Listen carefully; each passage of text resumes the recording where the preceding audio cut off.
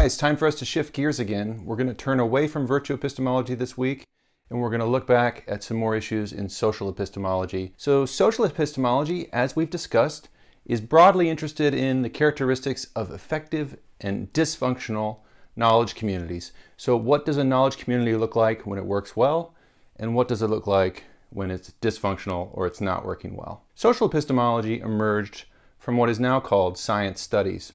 Science studies is an interdisciplinary field that studies the history and practice of science, and it really looks in at the details of how scientific practice actually works. What do scientists look like when they're doing science?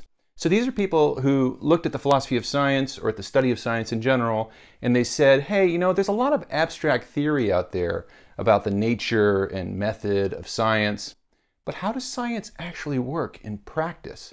And you get sociologists, anthropologists, historians, and philosophers coming together to do this sort of fine-grained analysis, a really close look at the details of what scientific practice actually looks like.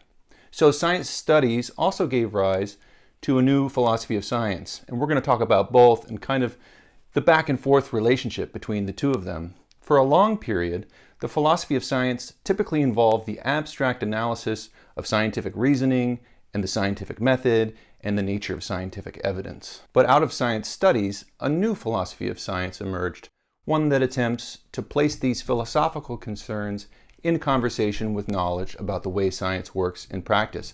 So you get this really interesting interdisciplinary collaboration between sociologists, anthropologists, philosophers, political scientists, and so on.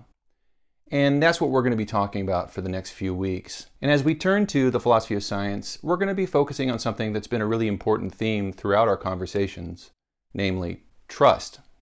We've already seen how important trust is for any functional knowledge community. Remember Wynn's argument, modern knowledge depends on long chains of experts. No individual could ever hope to master the entire body of knowledge involved in that long chain. So to know anything as individuals, we have to be able to trust other members of our knowledge community.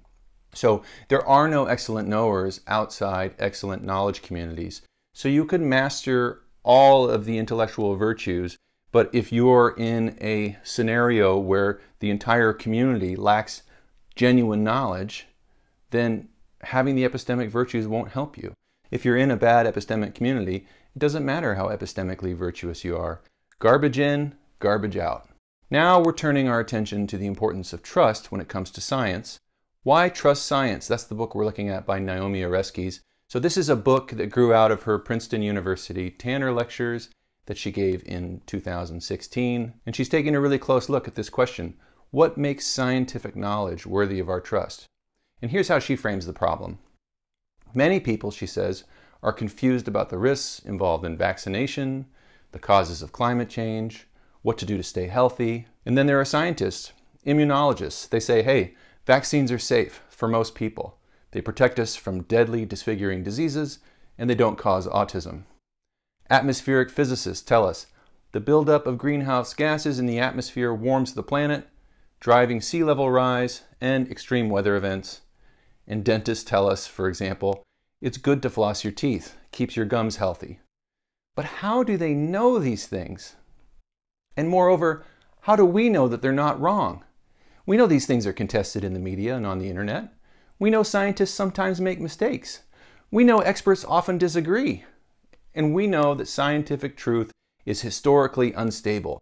Things that they were absolutely certain about 100 years ago, they now think are totally false. So in the face of all that, why should we trust science? What makes science unique?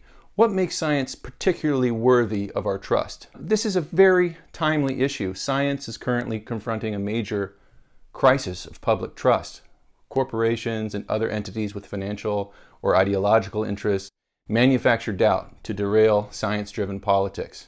This is something that Naomi Oreskes has written a lot about, something she's famous for. She co-authored the book Merchants of Doubt, about people who are trying to foster doubt about climate change science. To take just one example, the American Enterprise Institute. This is a privately funded think tank in Washington, D.C. Rich people who own corporations fund the think tank. They're committed to laissez-faire economics, which is to the advantage of the rich people who fund the think tank. They're committed to market-based mechanisms for social problems, which is to the advantage of people who fund the think tank. They're committed to small government and low taxes, which are also advantageous to the rich people who fund the think tank. And this group has systematically disparaged the scientific consensus about climate change, including the Intergovernmental Panel on Climate Change, the so-called IPCC. The IPCC was established in 1988 by the World Meteorological Organization and the United Nations Environment Program to assess climate change based on the latest science. It involves thousands of experts from around the world synthesizing the most recent developments in climate science. And the American Enterprise Institute has called the IPCC an interest group, no different ex ante than researchers funded by the petroleum industry. So Oreskes wants to take this challenge seriously. She wants to answer the question, should a scientific analysis be taken as authoritative ex ante? What is the appropriate basis for trust in science anyway?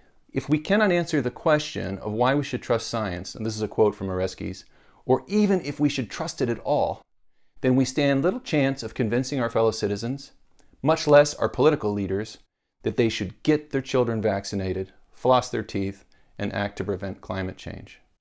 So here's a spoiler alert. The view that Oreskes ultimately takes in this book is that the consensual view of science, the view that scientific knowledge is fundamentally consensual, can help us answer this question about why we should trust science. But before she gets to that answer, she takes us on this whistle-stop tour of the sort of highlights of the history of the philosophy of science, and that's what I'm going to talk about in the video lectures this week.